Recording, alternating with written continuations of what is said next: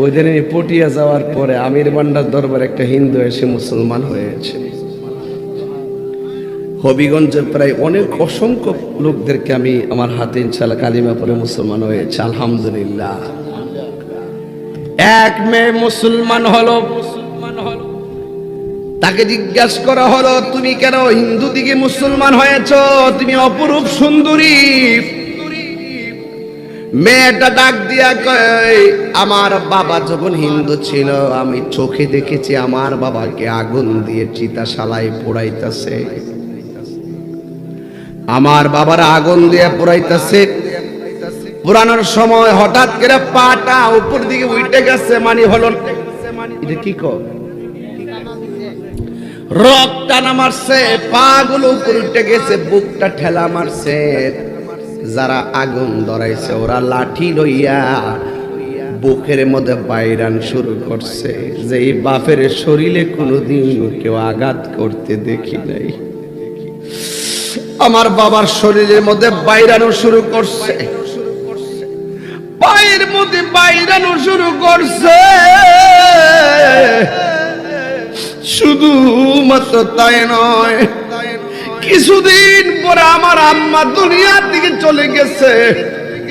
আমার আম্মা যদিও হিন্দু কিন্তু পর্দা করে চলতো, পরপুরুষের সামনে যেত না, খুব আবৃত্তি করে চলতো। জীবনে আমার মারে পরপুরুষরা রাস্তাঘাটে দেখে না এমন ভাবে চলতো। কিন্তু আমার আম্মা যখন মারা গেল, যেই মাত্র মারা গেল তখন যায় আগুনের মধ্যে কাঠ দিল আর মামাকে শোয়াইলো, শোয়াইয়া উপরে আবার কাঠ দিয়ে আগুন ধরাইয়া দিল।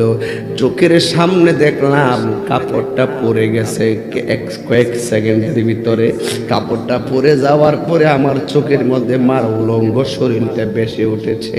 যেই মার বডি কেউ দেখে নাই, যেই মার চেহারা দেখে নাই, সেই মা কাপড় পরার পরে মার সব কিছু যখন বের হয়ে আসলো, দেখলাম মা একটা ঠেঙ্গা মারছে, পা গুলো উপরে উঠে গেছে। তখন গায়ের মধ্যে কোনো কাপড় নাই, সবাই মিল্লা মায়ের উপরে লাঠি দিয়া বাইরেছে। এই বাইরানোটা দেখে আমার কেমন কেমন জানে লাগলো। তখন আমার চোখের মধ্যে মুসলমানদের বিদায়ের দৃশ্য বেশি উঠেছে। আমি দেখেছি আমার চোখের মধ্যে মুসলমানদের বিদায়ী দৃশ্য আমার বেশি উঠেছে।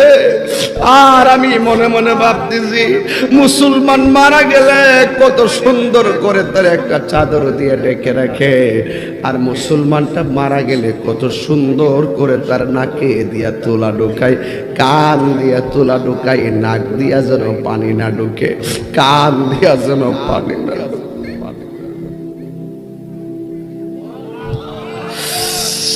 কত সুন্দর করে কসকো সাবান দিয়া গোসল দেয়, কত সুন্দর করে গোসল দিয়া মানুষগুলো আঙ্গুল খিলাল করে দেয়, পা খিলাল করে দেয়, দাঁতগুলো খিলাল করে দেয়, দাড়িগুলো খিলাল করে দেয়। একজনের দইরা কাইট কইরা কি সুন্দর করে শরীরটারে গোসল দেয়। আবার লাশটারে সুন্দর করে উঠায়া বসায়া পেটের মধ্যে চাপ দেয়, নিচে দিয়া পায়খানা বাইরিলে টিস্যু দিয়া পায়খানা গুলা পরিষ্কার কইরা দেয়। কোনো ধরনের ঘৃণা করে না, কোনো ধরনের অভিযোগ করে না। মানুষগুলা প্রতিযোগিতার সাথে সাথে যায় অংশগ্রহণ করে। আমি দেখি তাদের গায়ের মধ্যে পুরান কাপড় দেয় না, আতর লুবান লাগায়া সুরমা লাগায়া সুন্দর করে গোসল দিয়া তারে সুন্দর করে শরীরটা মুচ্ছা কাপড়টা পরায়, উজু টুজু করায় কাপড়টা পরাইয়া মসজিদ থেকে খাট আইনা কত সুন্দর করে খাটের মধ্যে শোয়ায়। আর মানুষ কোনোদিন ঘাড়ের মধ্যে ভার নেয় না, কষ্ট পায়, কিন্তু মানুষটা মারা গেলে এই ভারী লাশটাকে তারা কাঁধের মধ্যে আনন্দের সাথে তারা কাঁধের মধ্যে তুইলা তুইলা হাঁটে। আল্লাহর হাবিব বলে কোন মানুষ যখন মৃতের লাশ কাঁধের মধ্যে লয় আর 40 কদম যখন হাইটা সামনে যায়, আমার আল্লাহ ওই লোকের 40টা কবিরা গুনাহ মাফ করে দেয়। হাইরে এ পোলাপান এখন হাসি গেছে কই? আরে তুমি সারা জীবন হাসো, হাতে তো মোবাইল থাকে। যারা জানে, যারা আল্লাহর ওলি আছে, আলেম আছে, ইমাম আছে, খতিব আছে, এদের কাছে যাইয়া যাইয়া আখিরাতের কথাগুলো শুনলে মোবাইল ভালো লাগবে না, দুনিয়াদারি ভালো লাগবে না, খেলাধুলা ভালো লাগবে না, মনটা সব সময় টানবে একটা দিকে, সেই জায়গার নাম হলো সোনার মদিনা। কথা বলেন ঠিক কিনা? ও আব্বুরে, হেলাই হেলাই জীবন নষ্ট হইয়া যাইতেছে। কথা বলেন ঠিক কিনা? আগের মতো হাঁটতে পারি না, আগের মতো চোখে দেখি না, আগের মতো কানে শুনি না, আগের মতো দূরতে পারি না গো। ও মুরব্বি, থুতার নিচের দাড়িগুলা কোন সময় সাদা হইছে টের পাইছেন? কোনো খবর নাই। বাড়িঘরের পরিবর্তন পাইলাম, এই জায়গার দাড়িগুলা কোন সময় সাদা হয়ে গেছে আমরা টের পাই না। সবচেয়ে বড় কথা হলো আপনার আমার জীবনটা চলে যাইতেছে। মুসলমানরা মারা গেলে কি সুন্দর করে তারে কাঁদে নেয়, কি সুন্দর করে জানাজার মাঠে দাঁড়ায়।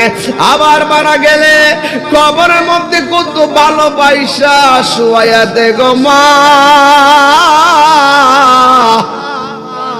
ও সুতার মরার মা, চোখের সৌন্দর্য, ঠোঁটের সৌন্দর্য, গালের সৌন্দর্যের বড়াই করো না। সবচাইতে বড় সুন্দর হলো যার আত্মা সুন্দর। কথা বলেন ঠিক কিনা? এই জন্য যার ভিতর সুন্দর তার আখিরাত সুন্দর। এবার হিন্দু মেয়েটা বলে ওই মুসলমানদের কত সুন্দর করে কবরে শোয়ায়, উপরে আবার মাটি চাপা দেয় না, উপরে বাঁশ দেয় আর চাটাই দেয়, আস্তে আস্তে করে মাটি দেয়, কত সুন্দর করে বিদায় দেয়। এই চিত্রটা আমাকে এমন পাগল করেছে, আমি কালিমা পয়রা মুসলমান হয়ে গেছি। এই জন্য মুসলমান, আল্লাহর অনুগ্রহের মধ্যে সবচেয়ে বড় অনুগ্রহ হলো আমরা মুসলমান। সবচাইতে বড় দয়া হলো আমরা আদম নবীর আমলে আল্লাহ দুনিয়াতে পাঠাই নাই,